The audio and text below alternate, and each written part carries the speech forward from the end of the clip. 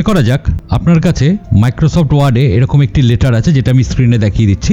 সেই লেটারটি আপনাকে 100 বা তার বেশি লোকের কাছে পাঠাতে হবে খুব তাড়াতাড়ি। মনে করা যাক 5 মিনিটের মধ্যে বা 10 মিনিটের মধ্যে বা 5 সেকেন্ডের মধ্যে 10 সেকেন্ডের মধ্যে। বাট সেটা আমরা যদি ম্যানুয়ালি টাইপ করে এইভাবে পাঠাতে যাই তাহলে সেটা খুব সময় সাপেক্ষ ব্যাপার। তাহলে আমি আজকে এই ভিডিওতে এমন একটি ট্রিক দেখাবো যেটার মাধ্যম দিয়ে আপনারা এরকম ধরনের লেটার 100 জন বা তার বেশি অনেক লোককে আপনারা একবারে পাঠিয়ে দিতে পারবেন খুব তাড়াতাড়ি। তাহলে চলুন আর দেরি না করে শুরু করা যাক আমাদের আজকের এই ভিডিওটি। আর প্রত্যেক ভিডিওতে যেভাবে বলছি এখানেও বলছি, ভিডিওগুলো যদি ভালো লাগে তাহলে অবশ্যই লাইক আর কমেন্ট করে দেবেন। আর চ্যানেলে যদি নতুন হয়ে থাকেন তাহলে অবশ্যই চ্যানেলটিকে সাবস্ক্রাইব করে দেবেন।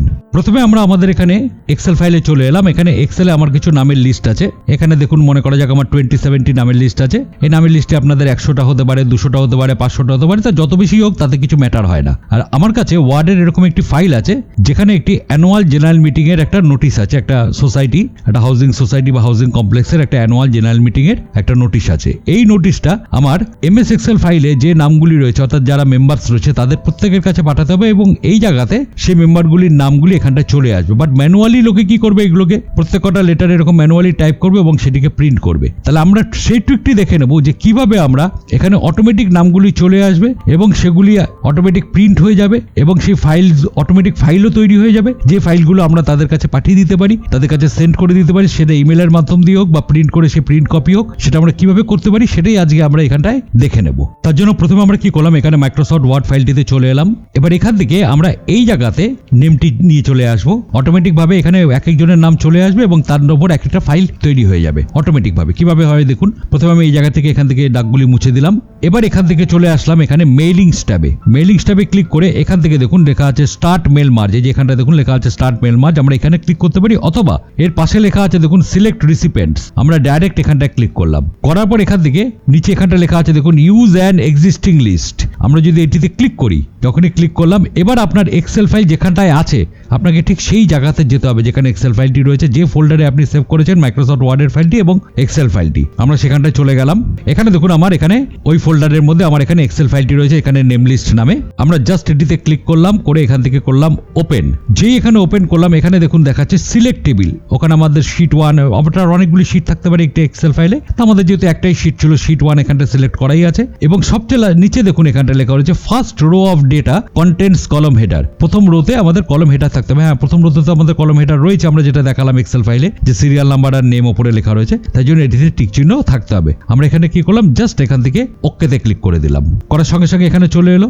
এইবার এইখান থেকে দেখুন রাইট অ্যান্ড ইনসার্ট ফিল্ডস, এই যে গ্রুপটির আন্ডারে এখানটা দেখুন ইনসার্ট মার্চ ফিল্ড আছে, আমরা জাস্ট এই জায়গাটিতে ক্লিক করলাম। এবার আমার এখানে দুটো হেডার ছিল, একটা ছিল সিরিয়াল নাম্বার, একটা ছিল নেম। তার সিরিয়াল নাম্বার তো আমার এখানে আনার দরকার নেই, আমরা নিয়ে আসবো নেম। তার জন্য আমরা কি করলাম, এখান থেকে আমরা নেমটিতে ক্লিক করে দিলাম। তাহলে নেমটি এখানটায় চলে এলো, তো নামটি চলে এলো এখানটায়, তবে আমরা নাম তো দেখতে পাচ্ছি না। তখন আমরা এখানে কি করতে পারি, আমরা যদি এখান থেকে ওপরে দেখুন এখানটা লেখা আছে প্রিভিউ রেজাল্ট, আমরা যদি এটিতে ক্লিক করি দেখুন এখানে প্রথম নামটি চলে আসছে। দেখুন এখানটায় দেখিয়ে দিচ্ছে যেরকম ভাবে ঠিক লেখা ছিল এবং এর পাশে দেখুন এখানটায় নেভিগেশন একটা দেখাচ্ছে যেখানে 1 আছে। আমি যদি পরেরটিতে ক্লিক করি দেখুন 2 চলে আসছে, 3 চলে আসছে, 4 চলে আসছে, এরকম পরপর দেখাচ্ছে। এটাতে যদি ক্লিক করি তাহলে একদম লাস্টেরটি দেখাবে, আর এটাতে যদি ক্লিক করি তাহলে একদম প্রথমটি দেখাবে। তাহলে এইভাবে আমার এখানে প্রত্যেকটি নাম এই জায়গাতে পরপর চলে আসবে এবং আমার লেটারটি জেনারেট হয়ে যাবে। তাহলে এবার কিভাবে আমরা এদের প্রত্যেকের নামে আলাদা আলাদা একটা ফাইল তৈরি করে ফেলতে পারি যেটা আমরা তাদের কাছে পাঠিয়ে দেবো বা আমরা এটাকে প্রিন্টও করতে পারি। এবার আমরা যদি এটিকে প্রিন্ট করতে চাই বা কোনো পিডিএফ ফাইলের মধ্যে রাখতে চাই, তার জন্য আমরা সরাসরি চলে এলাম। এখান থেকে দেখুন ফিনিশ অ্যান্ড মার্জ লেখা আছে, এখানটায় ক্লিক করে আমরা এখান থেকে চলে আসলাম প্রিন্ট ডকুমেন্টস।